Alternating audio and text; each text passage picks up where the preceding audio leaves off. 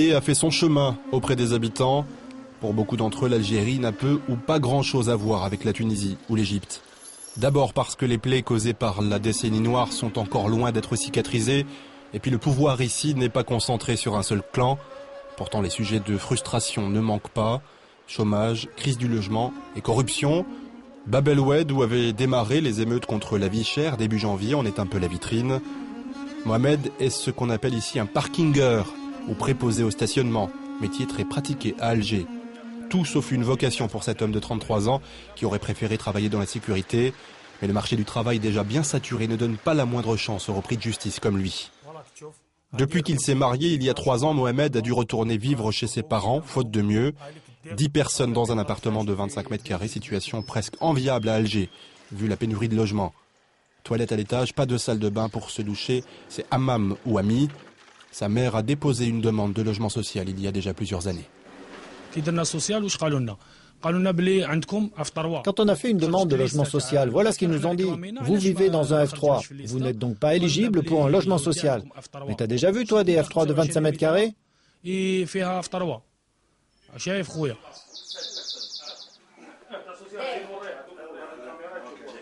Nous avons rendez-vous avec Ahmed, son frère, vendeur d'olives au marché de Bab el-Oued. Pour lui non plus, ce métier n'avait rien d'une vocation. Et pour pouvoir subvenir aux besoins de sa famille, il n'a pas hésité une seule seconde. 10 à 20% de la population active algérienne n'a pas de travail, selon les chiffres officiels. Dans la réalité, on parle plutôt de 30%. Et pour Bab el-Oued, c'est presque le double. Les 3/4 étant des jeunes. Constat tout aussi désolant en matière de logement.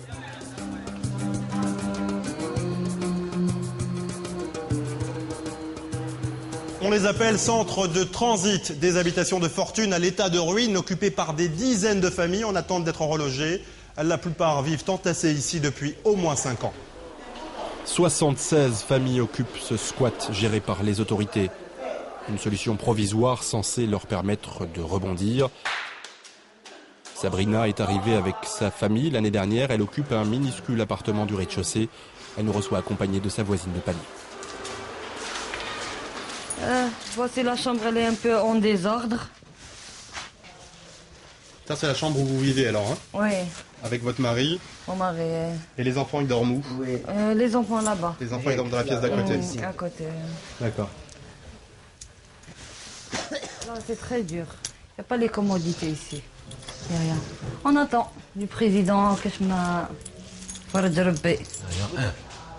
Ahmed Belaïd se propose de nous servir de guide à l'intérieur du squat. En à peine quelques minutes, nous avons la surprise d'être rejoints par une patrouille de police qui voulait, nous explique-t-on, s'assurer de notre sécurité. Solution gratuite pour des hommes et des femmes au plus bas de l'échelle et qui ne disposent d'aucun contact. Ces centres de transit n'ont pour seul et unique mérite que l'absence de loyer à payer. Et cela signifie s'accommoder de l'humidité ambiante, de l'insalubrité, du manque d'hygiène et des problèmes de sécurité, sans parler de l'absence totale de confort et d'intimité. Avoir des toilettes ici est un véritable luxe.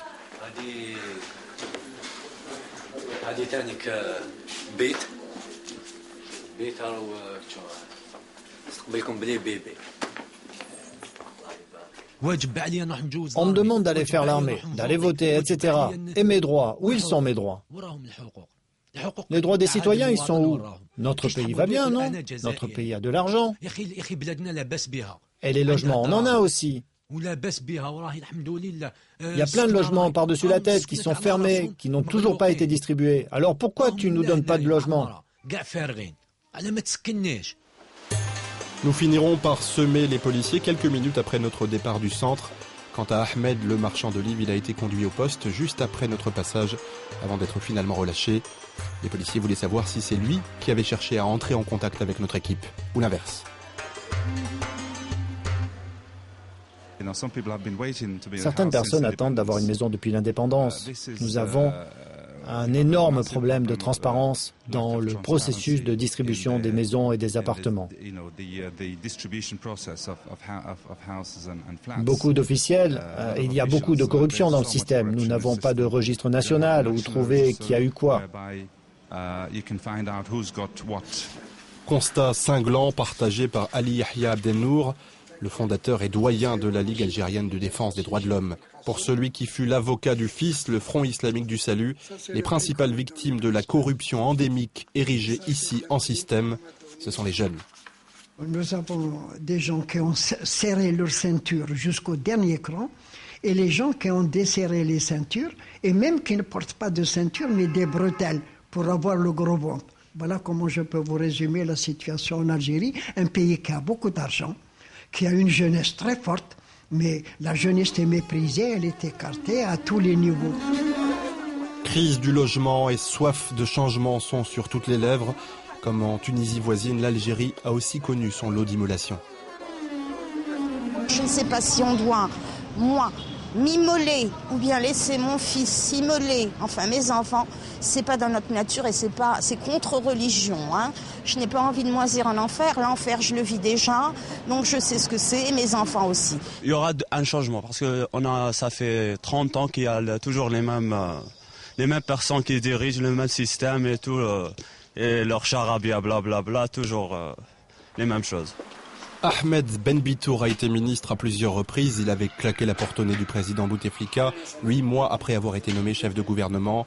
Pressenti pour lui succéder en 2014, il vient de créer sa propre mouvance politique, l'ANC, l'Alliance nationale pour le changement. Ses détracteurs l'accusent de complicité avec le pouvoir. Il faut se rappeler que la création de partis politiques dans le contexte actuel est normalement chose impossible. Je pense que les responsables d'aujourd'hui n'ont pas la capacité intellectuelle de comprendre ces bouleversements dans le monde et qui auront nécessairement, qui ont déjà et qui auront des conséquences importantes dans notre pays. Et donc là, il s'agit d'une véritable transformation complète du système de gouvernance, encore une fois, avec en priorité la refondation de l'école, la refondation de l'État et la refondation de l'économie. C'est le plus vieux parti d'opposition en Algérie. Le FFS a fait salle comble lors de son dernier meeting tenu début mars à Alger. Karim Tabou en représente la nouvelle garde. Contesté pour son intransigeance, il a toujours refusé de prendre part au marché d'opposition. Lui prône une lutte pacifique et estime qu'il faut prendre le temps du dialogue.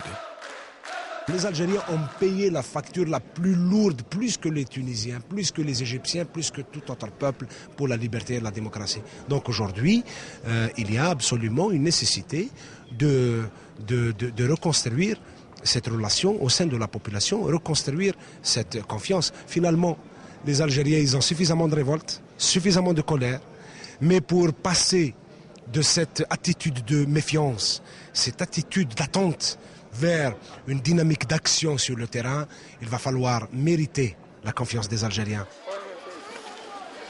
Voici Denis Gonzalez, appelé aussi le bon samaritain de Bab el Oued. Sans lui, SOS Bab el Oued n'existerait sans doute déjà plus. L'association qui a vu le jour il y a une quinzaine d'années s'est donnée pour mission de canaliser la jeunesse. Mais en l'absence de soutien financier de l'État, les choses n'ont pas toujours été faciles, reconnaît son président. La bureaucratie, ça tue. C'est pas évident de travailler dans ce genre de... comment je vais dire, de contexte, voilà. C'est pas évident.